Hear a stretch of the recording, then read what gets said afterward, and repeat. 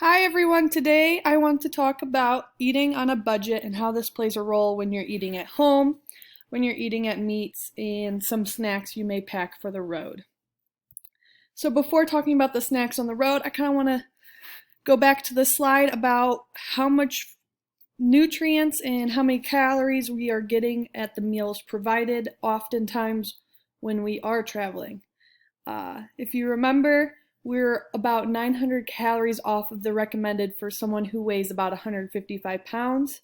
So let's talk about how we can fill these calories. So here's some snacks for the bus or just snacks in general for the weekend.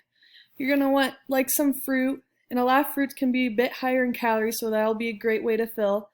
If you're looking at dips, guacamole and hummus are two of the more nutritionally dense dips. Hummus is going to have more protein, and the avocado guacamole is going to have more of those nutritional fats that we need that help with inflammation and recovery in that sense. If you're typically someone who just snacks to snack on the bus and are limiting calories potentially, you can get a pretty basic cereal, Cheerios, mini wheats.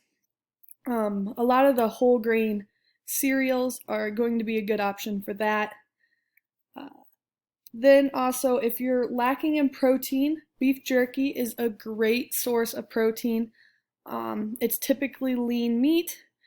And then also with this, since it is dehydrated, you're going to want to increase your fluid intake. So when you're eating beef jerky, I mean, the salt already is going to make you thirsty, but just being mindful of having some water by you when you're consuming that. The last thing is chickpeas. I personally have roasted them myself, but you can buy them roasted in stores. And then if you're just snacking in general, it's a way to get protein in and have the feel of eating chips. If you are going to eat chips and you are looking to have lower sodium maybe, lower fats, pretzels is also a great option as far as that goes. So here's some foods you can buy when you're at home. My all-time favorite is the rotisserie chicken. If you're feeling lazy after practice, go pick up a $5, $6 rotisserie chicken. Depending on how hungry you are, this could be multiple meals. And then with this rotisserie chicken, maybe you eat it just like as is. Maybe you put it in a pasta. Maybe you put it on a salad. But you save the time and energy of having to cook a rotisserie chicken, and it only costs about $2 extra for them to prepare it for you. So I think it's well worth it, especially for saving time. The next thing is eggs of any sort. They're cheap. They have a lot of the nutrition you need. If you're one worried about cholesterol, avoid the egg yolks.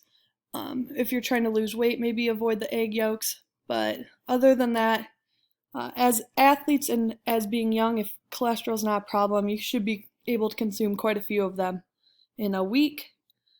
The next thing is like broccoli and green beans. They're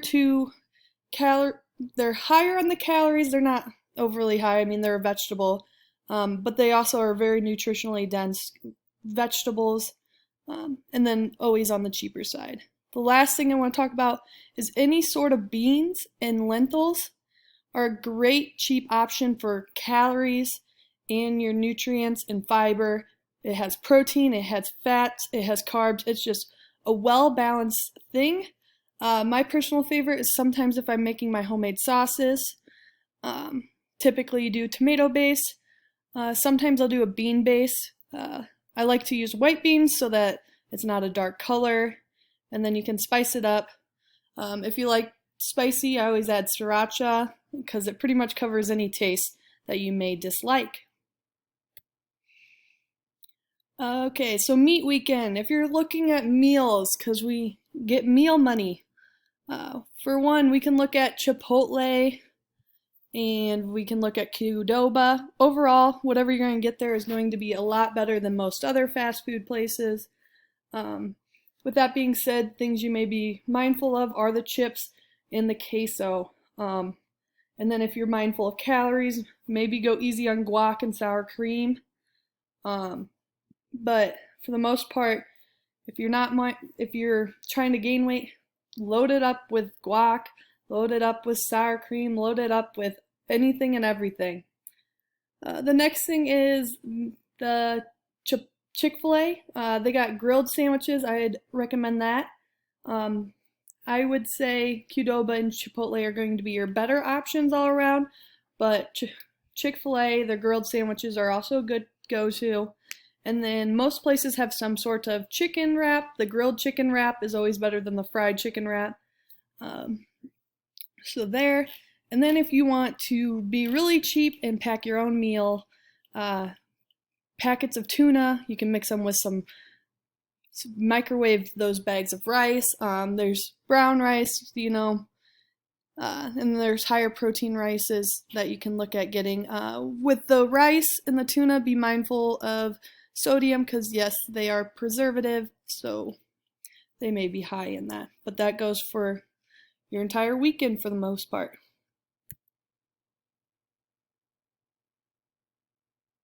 Okay, now last thing I want to talk about is hotel breakfast. I mean, obviously you want to enjoy what you're eating, but if you can incorporate an apple or an orange, so oatmeal is going to be your best grain available at hotels. If not, whole wheat bread is going to be another one. A lot of you athletes do burn through quite a bit of carbs, so if you want both, go for it. And then eggs, hard-boiled eggs, and there's usually milk available. I know it's hard for some people's stomachs to tolerate it, but if it can, go for it. So that's that. Thank you for watching, and that is all I have.